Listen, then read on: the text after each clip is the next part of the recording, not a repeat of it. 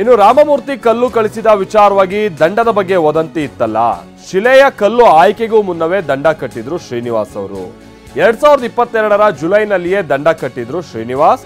80,000 ರೂಪಾಯಿ ದಂಡವನ್ನ ಗುತ್ತಿಗೆದಾರ ಶ್ರೀನಿವಾಸ್ ಅವರು ಕಟ್ಟಿದ್ದಾರೆ. ಬಳಿಕ ಬಾಲರಾಮನ ಮೂರ್ತಿ ಕೆತ್ತನೆಗೆ ಆ ಕಲ್ಲು ಆಯ್ಕೆಯಾಗಿತ್ತು. ಈ ಬಗ್ಗೆ ಸ್ಪಷ್ಟನೆಯನ್ನ ಕೊಟ್ಟಿದ್ದಾರೆ ಗುತ್ತಿಗೆದಾರ ಶ್ರೀನಿವಾಸ್. ದಂಡ ಕಟ್ಟಿದ್ದ ಹಣವನ್ನ ಕೊಡೋದಾಗಿ ಪ್ರತಾಪ್ ಸಿಂಹ ಕೂಡ ಈಗ ಘೋಷಣೆ ಮಾಡಿದ್ದಾರೆ. ಅಂದ್ರೆ ಈಗ ಅಲ್ಲಿ ಮೈಸೂರಿನಲ್ಲಿ ರಾಮದಾಸ್ ಅನ್ನೋರ ಜಮೀನಿನಲ್ಲಿ ಕಲ್ಲಿತ್ತಂತೆ, ಬಹಳ ಅವ್ರಿಗೆ ಉಳುಮೆ ಮಾಡೋಕೆಲ್ಲ ಸಮಸ್ಯೆ ಆಗಿದ್ದಾಗ ಆ ಕಲ್ಲನ್ನ ತೆಗ್ಸಿರ್ತಾರೆ ಅವರೊಬ್ರು ಗುತ್ತಿಗೆದಾರರ ಹತ್ರ ಹೇಳಿ. ಹಂಗೆಲ್ಲ ಅನಧಿಕೃತವಾಗಿ ಕಲ್ಲನ್ನ ತೆಗಿಯಕ್ಕಾಗಲ್ಲ ಅಂತ ಹೇಳಿ ಆನಂತರ ಇವ್ರು ಕಲ್ಲು ತೆಗೆದಿದ್ದಂಥ ಕಾರಣಕ್ಕಾಗಿ 80,000 ರೂಪಾಯಿ ಫೈನ್ ಹಾಕಲಾಗಿತ್ತು ಅಂತೆ. ಇದು ಹಿಂದೆನೇ ತಿಳಿದು ಬಂದಿದ್ದಂಥ ಸಂಗತಿ.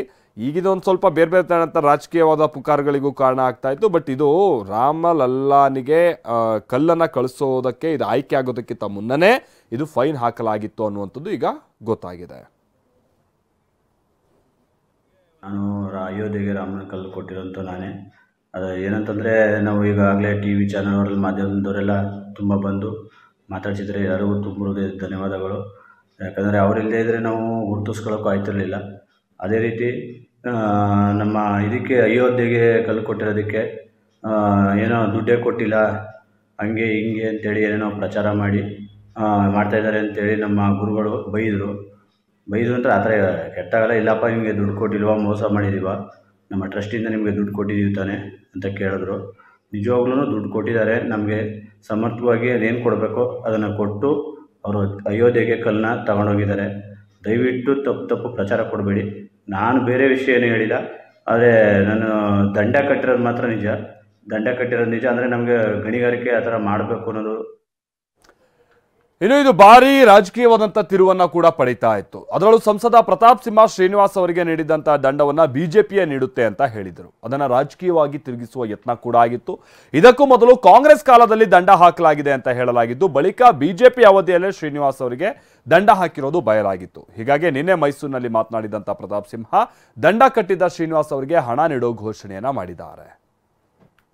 ರಾಮದಾಸ್ ಅವರು ಅವರ ಜಮೀನಿನಲ್ಲಿ ಕಲ್ಲಿತ್ತು, ಅಲ್ಲಿ ಸ್ವಲ್ಪ ಉಳುಮೆ ಮಾಡಲಿಕ್ಕೆ ಕಷ್ಟ ಆಗಿದೆ, ಅದನ್ನು ತೆಕ್ಕೊಡಿ ಅಂತ ಕೇಳಿದ್ದಾರೆ.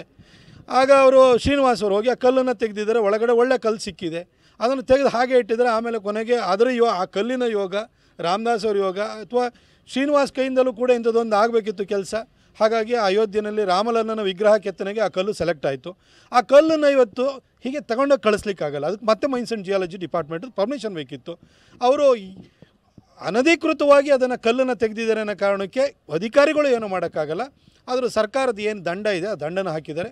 ಖಂಡಿತ ಶ್ರೀನಿವಾಸ್ ಅವರಿಗೆ ಆ ದಂಡ ಏನು ಕಟ್ಟಿದ್ದಾರೆ ಅದನ್ನು ನಮ್ಮ ಪಕ್ಷದ ವತಿಯಿಂದ ನಮ್ಮ ಅಧ್ಯಕ್ಷರು ಇಲ್ಲೇ ಇದ್ದಾರೆ, ನಮ್ಮ ಅಧ್ಯಕ್ಷರ ಕೈಯಿಂದಲೇ ನಾವು ನಮ್ಮ ಪಕ್ಷದ ವತಿಯಿಂದಲೇ ನಿಮಗೆ 80,000 ಕೊಡ್ತಾರೆ. ನಮ್ಮ ವಚ್ಚಣ್ಣ ಅವರು ಅಧ್ಯಕ್ಷರಾಗಿದ್ದರು.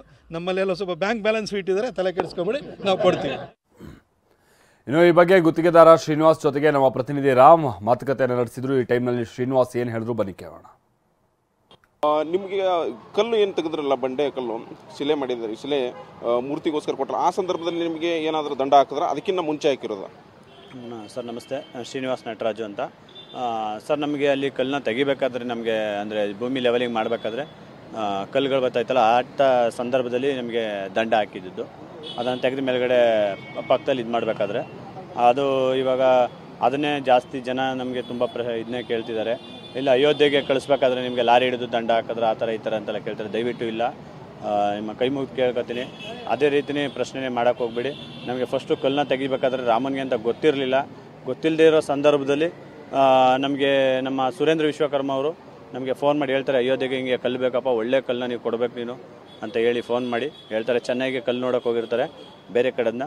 ಅವಾಗ ಅವರು ನಮಗೆ ಬಂದು ಫೋನ್ ಮಾಡಿ ಹೇಳಿದಾಗ ನಾವು ಫೋಟೋ ಕಳಿಸಿದ ಮೇಲೆ ನಮ್ಮ ಸ್ಪಾಟಿಗೆ ಬಂದು ನೋಡಿ ಅವರು ಎಲ್ಲ ಗುರುತಿಸಿ ಅದನ್ನು ಒಂದು ಸ್ಯಾಂಪಲ್ ತಗೋಗಿ ಟೆಸ್ಟ್ ಮಾಡಿ ಆಮೇಲೆ ಸರಿ ಅಂತ ಒಪ್ಪಿಗೆ ಕೊಟ್ಟು ನಮಗೆ ರೆಡಿ ಮಾಡ್ಸೋಕ್ಕೆ ಹೇಳಿರ್ತಾರೆ. ಸರ್ ನಿಮಗೆ ಕಲ್ಲು ಯಾವಾಗ ಸಿಗ್ತದು, ಅಂದರೆ ಯಾವ ಸಂದರ್ಭದಲ್ಲಿ ಸಿಕ್ತು ಕಲ್ಲು? ಈ ರಾಮಮೂರ್ತಿ ಏನು ತೆಗೆದುಕೊಂಡು ಹೋದ್ರಲ್ಲ, ಸೆಲೆಕ್ಟ್ ಆಯ್ತಲ್ಲ, ಆ ಸಂದರ್ಭದಲ್ಲಿ ಸಿಕ್ಕಿದ್ದ, ಅದಕ್ಕಿಂತ ಮುಂಚೆ ಸಿಕ್ಕಿದ್ದ? ಅದು ಯಾವಾಗ ಸಿಕ್ಕಿದ್ದು, ಎಷ್ಟು ವರ್ಷ ಆಯಿತು, ಮತ್ತು ದಂಡ ಯಾವಾಗ ಹಾಕಿದ್ರು, ಅಧಿಕಾರಿಗಳು ಯಾರಿದ್ರು ಅವಾಗ? ಸರ್ ನಮ್ಗೆ ಒಂದು 2 ತಿಂಗಳು ಹೆಚ್ಚು ಕಡಿಮೆ ಸರ್. ಅದರಲ್ಲಿ ನಾವು ಈಗ ಅಯೋಧ್ಯೆಗೆ ಕಳಿಸಿದ್ದು ಜನವರಿಲಿ ಇರಬೇಕು ಅನ್ಕೋತೀನಿ, ಹೋದ ವರ್ಷ 2023 ಜನವರಿಲಿ. ಅದರಿಂದ ಒಂದು 2 ತಿಂಗಳ ಹಿಂದೆ ಆ ಥರ ನಡೆದಿದ್ದು ಸರ್. 22 ಯಾರಿದ್ರು ಅಧಿಕಾರಿ ಅವಾಗ? ದಂಡ ಕಟ್ಟೋದ್ರಲ್ಲ ಅಧಿಕಾರಿ, ಭೂ ಗಣಿ ವಿಜ್ಞಾನ ಇಲಾಖೆಯವರು ಯಾರಿದ್ರು ಅವಾಗ ಅಧಿಕಾರಿ? ಏನಾದರೂ ಗೊತ್ತಾ ನಿಮಗೆ? ಗೊತ್ತಿಲ್ಲ ಸರ್ ಅದ್ರ ಯಾರಂತ. ಎಷ್ಟು ದಂಡ ಕಟ್ಟಿದ್ರಿ? ದಂಡ ಹೇಗೆ ಪಾವತಿ ಮಾಡಿದ್ರಿ? ಸರ್ ಆನ್ಲೈನಲ್ಲಿ ಅವರು 80,000 ರೂಪಾಯಿ ಕಟ್ಸಿದ್ರು. ಈಗ ಸಂಸದ ಪ್ರತಾಪ ಸಿಂಹ ಅವರು ಕೂಡ 80,000 ರೂಪಾಯಿ ಕೊಡ್ತೀನಿ ಅಂತ ಹೇಳ್ತಿದ್ದಾರೆ. ಈ ಬಗ್ಗೆ ಏನು ಹೇಳ್ತೀವಿ? ಫಸ್ಟು ನಮ್ಮನ್ನು ನೆನ್ನೆ ಕರೆಸಿದ್ರು. ನೆನ್ನೆ ಕರೆಸಿ ಮಾತಾಡಿ ಫಂಕ್ಷನ್ ಎಲ್ಲ ಮಾಡಿ ಈ ಥರ ನಮ್ಮ ಪಕ್ಷದಿಂದ ಕೊಡ್ತೀವಿ ಅಂತ ಹೇಳಿದ್ರಷ್ಟೇ. ಅದು ಮುಂದೆ ಏನು ಮಾಡ್ತಾರೋ ಗೊತ್ತಿಲ್ಲ. ಕೊಡ್ತಾರೆ, ನಂಬಿಕೆ ಇದೆ. ಆದರೂ ನಮ್ಮ ಕಷ್ಟಕ್ಕೆ ಇದು ಮಾಡ್ತಾರೆ ಅಂತ.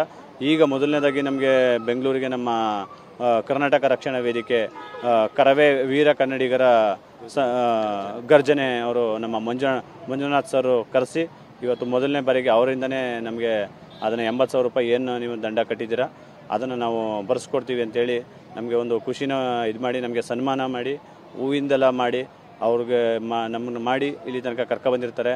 ಅವರು ಫಸ್ಟು ನಮ್ಮ ಮಂಜುನಾಥ್ ಸರ್ರೇ ನಮಗೆ ಇದು ಮಾಡಿರೋದು. ನೆಕ್ಸ್ಟು ಯಾರು ಮಾಡ್ತಾರೋ ನಮ್ಮ ಕಷ್ಟಕ್ಕೆ ಇನ್ಯಾರು ಮಾಡ್ತಾರೋ ನಮಗೆ ಇನ್ನೂ ಗೊತ್ತಿಲ್ಲ ಸರ್. ಮಾಡಿದ್ರೆ ಖಂಡಿತ ನಮಗೆ ಸ್ವೀಕರಿಸ್ತೀವಿ. ಆದರೆ ರಾಮನಿಗೆ ಅಯೋಧ್ಯೆಗೆ ಕಲ್ಲು ಹೋಗ್ಬೇಕಾದ್ರೆ ನಮಗೆ ಯಾವುದೂ ಫೈನ್ ಹಾಕಿರಲ್ಲ. ಅದರಿಂದ ಹಿಂದೆ ನಡೆದಿರೋ ಘಟನೆ. ದಯವಿಟ್ಟು ಅದನ್ನು ಯಾರೂ ರಾಮನಿಗೆ ಕಲ್ಲು ಹೋಗ್ಬೇಕಾದ್ರೆ ಗಾಡಿ ಹಿಡ್ದಿರೋದು ಕಲ್ಲು ಹಿಡ್ದಿರೋದು ಅಂತ ಹೇಳ್ಬಿಡಿ. ರಾಮನಿಗೆ ಹೋಗಿರೋ ಕಲ್ಲೇನೆ, ಆದರೆ ರಾಮನಿಗೆ ಅಂತ ಗೊತ್ತಿರಲಿಲ್ಲ. ಇದನ್ನು ಸ್ವಲ್ಪ ತಿಳ್ಕೊಂಡು ಆದಮೇಲೆ ನಮಗೆ ಒಂದು ಸ್ವಲ್ಪ ಮಾತಾಡಿ. ಯಾಕಂದರೆ ನಮ್ಮ ಬಗ್ಗೆನೂ ತಪ್ಪಾಗಿ ಬರೋದು ಬೇಡ. ನಾನು ಫಸ್ಟಿಂದನೂ ಅದನ್ನೇ ಹೇಳಿದ್ದೀನಿ.